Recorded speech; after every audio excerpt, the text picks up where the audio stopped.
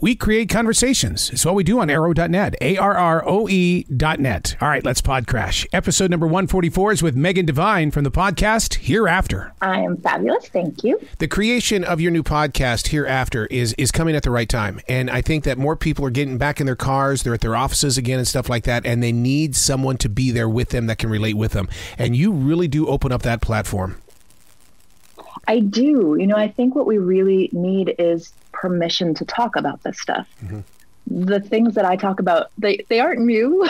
Like human hardships and emotional challenges, these are not new things, but the permission to talk about them, I feel like, is a new thing. When you say giving permission to talk about it, because I'm a daily writer, I've been doing it for 28 years, and that's one of the things that I had to do was give myself permission to be transparent on that page. I don't care if anybody reads my journals. It's who I am. Isn't that funny, though, that when you started out, you had to give yourself permission to tell your own self the truth? Right.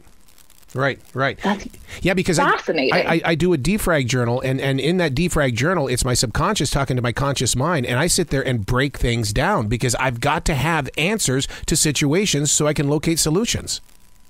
I love the defrag journal. I've never heard that. That's fantastic. And that I feel like that is what telling the truth does, whether you tell the truth to yourself on your own page, like as you're writing, or you find the courage to tell the truth to somebody else, right? We're sort of weeding through all of the garbled messages inside so that we can find a through line. Isn't that the truth? The name of the podcast is Hereafter, and I'll tell you, as a creative mind, this is what I picked up immediately when I found out about the podcast. You are here after something has happened to us. You're telling us that no matter what, you are going to be here after. That is correct. Yes, I really like titles that mean more than one thing. So for me, Hereafter is that. Like, here you are after this horrible thing happened. And we're going to be here after this horrible thing happened with you and for you. And that is really the nature of the show, to find out how to be better supporters, be better helpers. Even if we're talking about how do you support yourself, and then also how do you support the others in your sphere. We need to find out how to be here after anything that disrupts our lives. That's very, very spiritual in the way, because I practice Buddhism as well as do my meditation and stuff like that. I'm in the presence of now, living mindfully in my present. Yes, and I think that a lot of people think that means that nothing that happened before this moment is supposed to affect them. And That is just not how humans work. I think that we get into that struggle of like, wait, no, I'm not supposed to be attached to anything that happened, right? That whole, like, the real spiritual practice is to be unattached from anything. And like, well, that's not what's happened. That's not what happens for human beings. We make attachments, and attachments are beautiful. How do we learn how to live in those attachments with less turbulence? Oh my God, my first wife, we would sit there. I mean, we were crazy teenagers that happened to get married up in Montana illegally. But the thing is that she would sit there and say, is it happening right now? No, then it didn't happen. And I would sit there going, oh my God, what is going on with my life? That's a tough one. I mean, maybe it was in the Atlantic. We're talking like 15 years or so ago now. There was a short little personal essay about just that kind of argument, that whole like sort of spiritual bypassing of I rise above any human difficulty, and if it's not in this moment, then it never happened. It's a way to sort of absolve yourself of responsibility and connection and the messy commitment of being alive and human with other alive humans. It is a messy process, and the more we talk about that, the easier it gets to be messy together. How do you get people to talk about it? Because it's like religion, it's like politics, and you jump into a subject like that, and you may one time in the backyard of someone's house get into someone's head and heart, but they don't want to ever touch it again because you got too close. Yeah, I think we have to give people the agency or the permission to have their own pacing. Mm-hmm. I think all we can do, like, you can't force somebody to open up and be vulnerable to you, right? Like if I don't know you and I'm like, no, you need to open up with your feelings, you're just going to retreat more and more and more. Nobody likes to be told what to do, especially with something that is really tender. So how do we create environments that welcome that conversation? How do you make yourself, through your words, through your deeds, through your actions, through the way that you live, how do you make yourself a place that is safe and welcoming for somebody else's tenderness and scary things. We don't do that by aggressively moving forward and demanding access to the inner world, because storming the inner world gates, not going to work. See, and that's why I think the workplace has got to change, because on this side of the work world, I mean, we all became different people, and I think these new bosses and stuff like that are going to have to showcase some empathy as we go back to work. I think that's true. And I think we need to help the workplace and help HR directors and help employers and team leaders. I think we need to help them by building a structure by which they can open these conversations. If we just ask them, if we just say like, okay, friends, okay, bosses, team leaders, you suddenly have to show more empathy. How are they supposed to know how to do that? I mean, could you do that? Could you rattle off exactly the ways that you were going to change an entire culture? No. This is why we have to have these conversations, so we can start building together the kinds of structures that let us build the world that we want. I think we can sometimes think that like, oh, these mean bosses or these mean systems, but what are the structures by which they are allowed to be human and inclusive and empathetic to the needs of the very human workforce? You know, a few minutes ago, you talked about how we can all bump into a bad condition. Has that been redefined? Because we all have different bad conditions. Stubbing my toe or stepping on a Lego is a bad condition, but it's, you know, compare it to what else, you know? Yeah, that's a really good question. So we easily get into like the Olympics of pain and which one is worse. And the thing here is that all pain is valid. You step on a Lego, that hurts. And it does, especially like if it's dark and it's 3 a.m. and you got up to use the bathroom. Oh my God. That is valid, and you deserve to feel heard and not dismissed for how much that hurts. You know, that sort of empathy is the same love and care that everybody deserves along the spectrum. I think where it gets difficult is because we have such a shortage of compassion and compassionate responses. We get into like, there isn't enough compassion in the world, so you can't have respect or kindness for what's hurting you, because then there's less for me in the world. See, compassion is one of those words that during my daily writing and even in the defrag, I will sit there and I will look it up in the dictionary, and then I say, all right, creative mind, write me 3 pages of what compassion is in this moment of now. Nice. Yeah.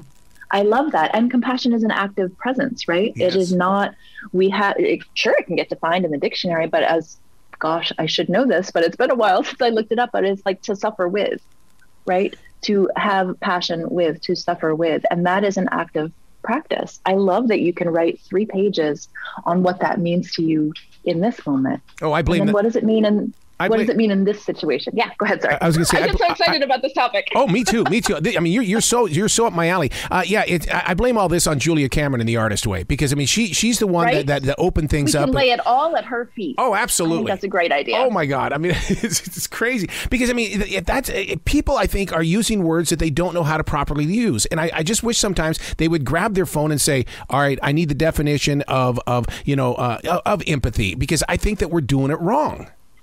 Yeah. I think we've got it conflated with permission giving. We can go back to a different usage of the word permission this morning. I think that we think if like somebody is doing this terrible thing, and we think the compassionate response is to not challenge them about it, not stop them from burning down the world. That is actually not the compassionate response. Compassion has a ferocity in it and a protective aspect to it. I think that we've got empathy and compassion confused with everything is okay, right? There is a way to have loving compassion and boundaries at the same time, and those things aren't in conflict with each other. We're going to hit a subject here that I hope listeners will tap into, because like I said before, I love creating things that people can relate with. But you really brought up a very scary moment on your podcast, speaking with the trained who are also going through times of depression and or grief. It's like, wait a second. That would be like if I came to you for help and you're going through the same thing. It's like, oh my God. It's like we look up only to find out that we are equal or one is below. Yeah. This idea that the professionals are somehow above human messiness. And we're seeing this so much more because we're seeing the news reports, and for me in my world, the personal reports of what's happening in the healthcare industry, right? The pressures on the healthcare industry over the last couple of years, and all of these headlines that say like, oh, it's so important to focus on your mental health. Like, who do you think is cleaning up this mess? who do you, where The therapists are living through this too. The social workers, the nurses, your primary care physician, they are all living through the same soup that we are. And, you know, I do mention in that first episode of the podcast, like this doesn't mean that you shouldn't go to your professionals for help and lean on them for help. But I think we need to understand as a structure, as a society, that the ways that we deal with stressful situations, this can't hold, right? If we keep saying, go talk to your therapist, like the therapists are like, my people died over the last 2 years too, and I had some job insecurity, and I've been at home with 3 children under 5. Like, the people that we lean on to make sense of the world are also living in the same world as we are, and this really points to, I mean, the structural challenges, the systemic challenges in the mental health and healthcare fields. Those aren't new; they didn't just suddenly arrive. But the extra added pressure of the last couple of years has made those cracks completely unsustainable.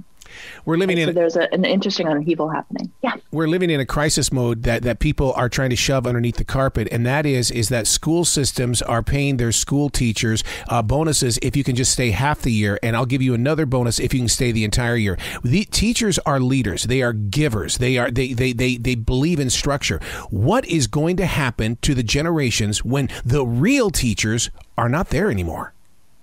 That is such a big question. So when the pandemic first happened, I was talking with an advisor of mine, and I was like, you know, in my industry, we're looking at this and thinking like, gosh, the waves of grief and suffering that are going to spiral out of this are immense. And he was like, what are you talking about? This was like, you know, end of March 2020. He's like, what are you talking about? It hasn't really hit. Like, it's not going to be a big deal. And I was like, how about all of the kids who are missing out on social connection? Yep. And we know that social connection is a big part of brain development. What is going to happen to the kids for whom school was the only safe place? What are we going to do with the teachers? Like, we could just go on for hours about all of the, I mean, it's just one big web, right? Like, you can't touch one part without making the rest of it vibrate. And to answer your question, I don't know. Yeah. What I do know is that we have to start talking about this stuff. We can't hope that there's some heroic fleet of younger teachers who are going to come in and be able to handle the chaos and the lack of support that is part of the current U.S. educational system. That's not going to happen. There is no white knight that will, I mean, white knight racist.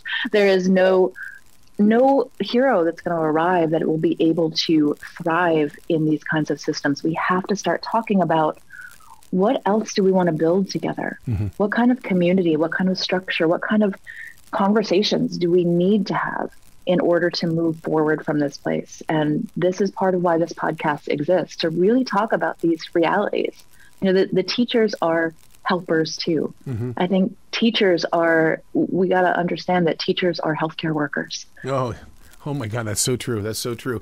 In a really weird way, Hereafter, your podcast and iHeartRadio, I'm going to sound totally weird by sharing this with you. It's going to be, in the very beginning, a dirty little secret, because nobody wants to admit that they were listening to the Carpenters, but they loved listening to the Carpenters. It's going to be the same thing, Megan. They're not going to admit that I listened to Megan, but when they start seeing change, they're going to say, "Why are you so upbeat?" Well, I listened to Megan. I love that. And we've got my pup here chiming in with her enthusiasm. I love it. That's what podcasting's all about, man. Right? Somebody has the audacity to walk by the house while it's still dark. That's it. I love that. Now, I hope that it doesn't stay a dirty little secret, because I want people to get hooked on it. Yes. And here's the thing is, like, when you actually start having these conversations, people want to have them. As long as we're not like, you know, the opening of the podcast for episode 1 is like, I know y'all don't want to talk about this, but let's talk about why it's okay to talk about this, right? Because I know this is scary stuff. If you're scanning through your podcast, you know, library, and you see the description, you're like, I do not want to talk about that. That sounds terrible. Well, let's make it less terrible, right? These are awkward conversations. And as I say, again, in episode 1 of Hereafter, everything is awkward. Not talking about this stuff is awkward. Talking about this stuff is awkward. Only one of those choices has the chance to make things better for everybody. So if awkward is non-negotiable, let's do the awkward and the weird of like talking about this stuff. And I do hope that it catches on. I do hope that people listen and tune in and come back and practice the things that I encourage you to practice, because gosh, it's hard out there. It's hard out there. People experience grief in so many different ways, and I think that the way that I handle it is wrong compared to a lot of others, because I read the Dalai Lama's book, The Art of Dying, and I really do believe in the birth and rebirth and of the human life, but not crying at my mother's death, bothers my family deeply, when in fact I welcomed my mother into my own mind, body, and soul. Grief causes fights. I mean, fights that really go into long term. It does, because I think we equate, we'll just use yours for an example, if I may, like not crying at a funeral. I think from the outside, we equate that with, you don't love her. Mm-hmm. And that's not right. That's not correct. First of all, we have no business judging somebody else's outward emotional response. We have no idea what's going on in their heart and their mind. So judgment is never a healthy, good, solid response. But everybody's going to grieve differently. Look, your mom died, but every person in your family lost somebody different. Mm-hmm. One person dies, everybody lost someone different. The way that you are going to grieve is going to be as unique and individual as the way you love that person. Yep.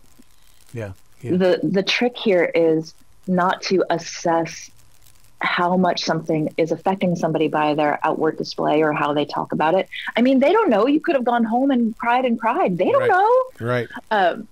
But the trick is sort of the wrong word, but we're going to use it for time's sake. The trick here is to approach differences with curiosity instead of condemnation, right? I noticed that you didn't cry at mom's funeral. I couldn't stop crying, and most of us couldn't. What was that like for you? Yeah. Or I cry when I'm sad. What do you do? And the other part of that is to not rate one way of dealing with loss or expressing grief as better than another. If you say to me, like, I really practice this, like I've taken her into me and that brings you comfort, that's awesome. I love that. Some people will use that sort of weaponizing that belief system, right? Where like, you need to stop being so sad. She's in the ethers all around us. You need to take her into you. Do you hear the difference there? If it is true for you, I love that for you. Yeah.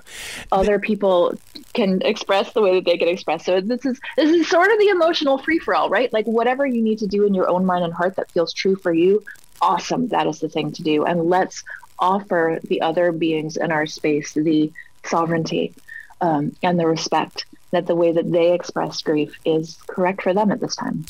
Your podcast is going to affect a lot of people in the most positive way, in the way of digging inside their head and heart. What my biggest fear is that they're going to go to google.com to locate answers. Do you have a website that you're going to lead them to so that there can be a stronger connection? Because, come on, 45-minute podcast is awesome. But you know what? Sometimes people need 47 minutes. That's right. Yeah. And this isn't just a once and you're done thing, right? We're talking about the complexity of being human in a tough world. So 2 places that people can go for the helpers, the professional helpers. You can go to megandevine.co, and that is Divine, D-E-V as in Victor, I-N-E, megandevine.co. That is where you will find trainings that we have coming up. And if you want really solid information about grief itself, the website for that is refugeingrief.com. You can also find Refuge in Grief on Instagram and Facebook and Twitter at Refuge in Grief. There is great information there, mostly around normalizing all grief responses. Because we don't talk about the reality of grief, most people think that they're weird for the things that they experience. And I really want people to know that they're normal. Oh, I love your heart. You've got to come back to this show anytime in the future, Megan. The door is always going to be open for you. Why, thank you. I love the confidence. You be brilliant today, okay? Thank you. You too.